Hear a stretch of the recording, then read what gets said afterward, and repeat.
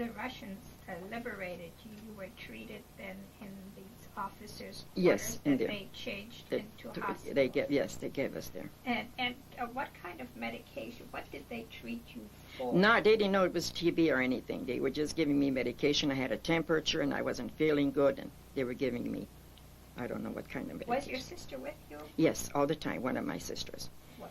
And we didn't know about my other sister, that she was only a few miles from the American, because she was in Bergen-Belsen and whatever, and she was afraid with the Americans. And we didn't know that it was just a little further she was there. What happened to your other relatives? Well, after the war, when we came back, I didn't come back.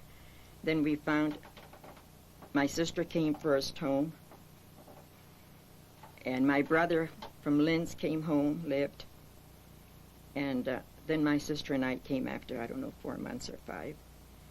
And then my dad came. He was someplace in France, which we found out when he came. Was everybody interned? Everybody was in a camp, your father as well?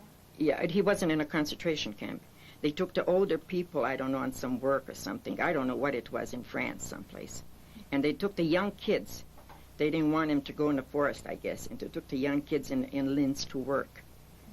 And he was there. Then eventually in August you returned. And we all returned. Did you have your house? Did you have your farm? No, everything was empty. We found everything was empty. We didn't find anything. So the neighbors were giving us the beds, and some of them were giving us some clothing and some food, and the city was going in. Because I think our family was the only one that the whole family came alive. And they couldn't believe it. Because usually, if there are 6 gone or 5, 1 is living or 2. But we all came. Then they were collecting the food and the clothes and beds and, giving us something to have in the home. So we had it. But I have in across the Danube River, we were on the Danube River, the Bachka Falanka, and we had the Croatians there. They slaughtered all my first cousins. They had on the Danube River, just like when you cut the woods in Europe, they had these big round things, and they had put their head and just chop it, and it falls in the Danube River. So from my father's side, they were all killed there. This was during the war? That was during the war, but we never heard until we came home, because we didn't have anything on that side in Croatia. And they were all slaughtered? They were all slaughtered. And they did this to just anybody? Anybody. Well, let's say in Croatia there was, if you were Jewish, Gypsy, or Serbs, they weren't sent to the concentration camp. They were slaughtered right there. They were slaughtered right in Croatia. They didn't take them to concentration camps. And then when you returned, you tried to establish your life again? Did well, your father open his... No. Then when I returned, all of us, then I had to go in a sanatorium. Then they found out I had TB. So I spent 4 to 5 years, close to 5 years, a different sanatorium, mostly in Slovenia, up in a... for the TB, you had to be up in a high here. There was sanatorium. So I spent there, and then I spent in the city over there. They had a little hospital. I spent there. And then my family here, meantime, tried to locate us and sending it through the Red Cross, but nobody was there. So then after we all came, then the City Hall gave us the letter and the address of the family. So they sent me the streptomyces, and that saved my life with the streptomyces. That came from the United States? Yes. My mother and the 2 sisters and brother-in-law.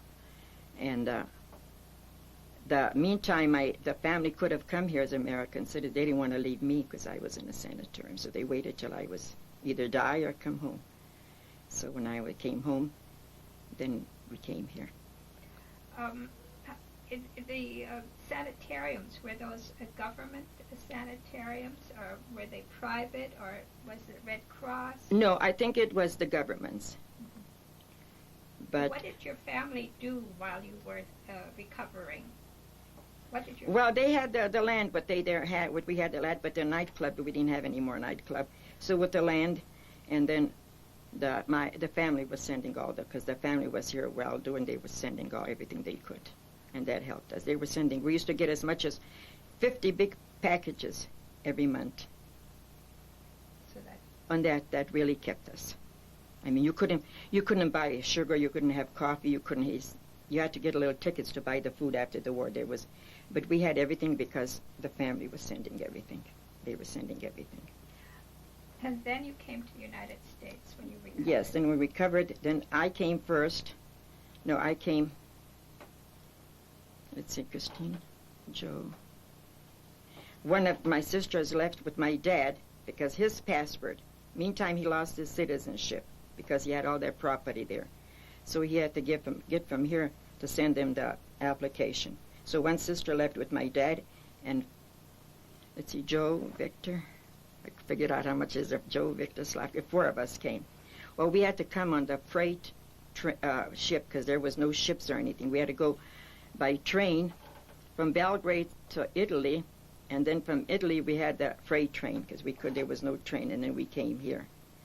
And then as soon as my dad got his passport, then my sister and my dad came here, and we came straight here my sister had a home in Encino, so we came straight there. What year was that? Oh, what year was it? 50 or 51? 51. I think so. 51 maybe, or 50, I don't know. Then how did you start your life here?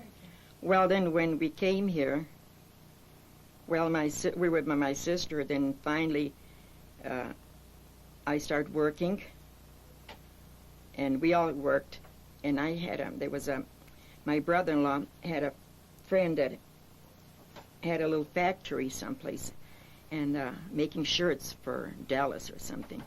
And I was only the collies. Those shirts were like $40, $50, and they were not stitched. I was doing them by hand. So I worked on, we were doing those little collars, and that's where my sister and I worked.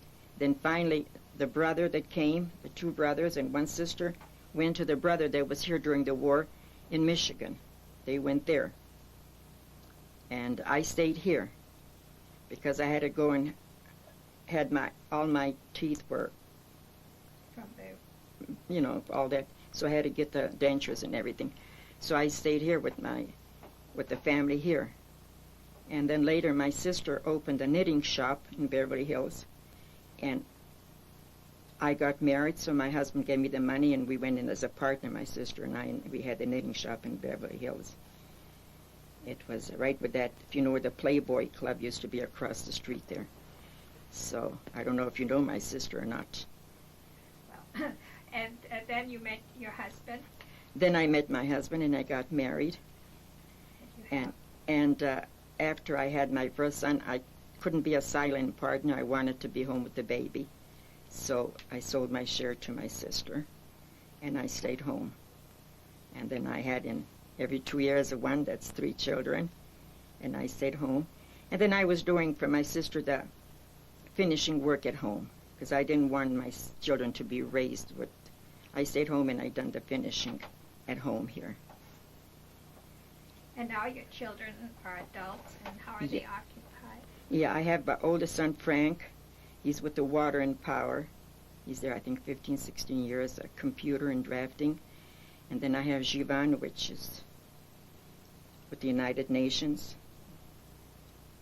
And I think you met him now. He comes here every 6 months. He gets a paid vacation a month. And your daughter? And my daughter is a dental hygienist. She's married, and her husband is with the Beverly Hills, with the city and the schools there. And they have 2 little children, Justin 8 and Zachary 5. And your husband? My husband's a garment cutter. And he can retire, but he doesn't want to retire. He doesn't like to work around the house, I guess. Have you been back to Yugoslavia? Yes. 1 year I wanted my children to see all that, but I took them, and I first went to, we went for a year. I took them first to France and to Switzerland and Italy and different countries, and finally I wound up in Yugoslavia. And like I said, I have a sister there, and we were there. In fact, I enrolled them in school to learn the language a little, and they know the language a little. It's nice to know. Mm-hmm. And then we came back, and then when the second son, he worked for KH television station accounting for a while. And then he wanted to know French, so he was in school in Montpellier for a year and studying French. Then after he knew that French, I think his first place was in Tunisia, and he was the in United Nations. Yes, and then he's in Africa, I think. I don't know how many years. And right now he's at headquarters, I think, and it's in, not Pakistan, it's Afghanistan. And he goes to Russia, Afghanistan, and Pakistan, and back and forth all over. So I tried my best with him. The people you were with in the concentration camps, have you any connections with them at all anymore? What happened? No, mostly didn't. A lot of them didn't come home. A lot of them didn't come home. But when I was in Europe, I found 1 or 3 of them, I think, or 3 or 4, something like that. And I heard now that they're not living. They all died. I don't know how I lived. I'm 76, I'll be 77, and all those sicknesses that I had, I don't know how I lived. Determination. I don't know. All the surgeries and all that thing there, what I had, I just don't know how I lived. The people in the concentration camps, because you were the U.S. citizen, the treatment was preferred. No, the treatment is exactly the same. Same as It's the same. It's the same. The only thing towards the end when now later on I heard that they were exchanging some officers for the American citizen, giving him freedom to get the Americans. This is what I heard, but I don't know. There are about 30 of us. We didn't know for each other, in the camp. You don't know because you don't know how many there are over there. But the ladies were real mean in the camp. the women guards. They had those black capes and always a big dog. And they just... But a lot of time when you're in that camp, you see them, it's just a piece of board, and there are maybe 15, 20, 30 laying on them dead, They look like logs there. I guess the way they die, and they go in right away in the burning them. You mean these people were on the campgrounds, and they were on these wooden board slabs? I guess they were dead. They died, and they just put them on there and take them in a burning there. And then you were the one who cleaned out? I was cleaning the ashes. What happened to those ashes? Well, we had to take them out, and then there were some big containers and put them in there, and I don't know what they do with them. I heard they make fertilizer or something after a while. I'm not sure. That's what I was told, but I can't tell you. But my cousins all across the Danube River, they were all killed. His sister's 2 sons and their children, they were all slaughtered. But and what happened is, I don't know if I told you this, when you're going to Novi Sad, which is Újvidék at that time. The Hungarians call it Újvidék, the Germans call it different, and we call it Novi Sad. It was bad over there. Under the ice there, they were throwing him, killing him. But see, we never could have got to Belgrade. Because? Well, you couldn't travel. You couldn't go to one place to the other during the war. No, but you could go north and west, but you couldn't go south to Belgrade. No, we couldn't get to Belgrade. Who was in control of Belgrade? The Germans. Now, in Belgrade and on that part, that was bad because I had some friends that were working in the city where we went, and they went back home before the war. Now, I have a book, but I gave it to somebody. It shows you the pictures. They came to schools, and they told them, all the students to get out, the Nazis. The professor came out, and they had their machine guns. He said, before you take my students, I have to be dead. So they came out, the 3 professors, and they wouldn't let the students. So they killed them, and then all the students came out. I think there was about 120. They were all with the machine guns.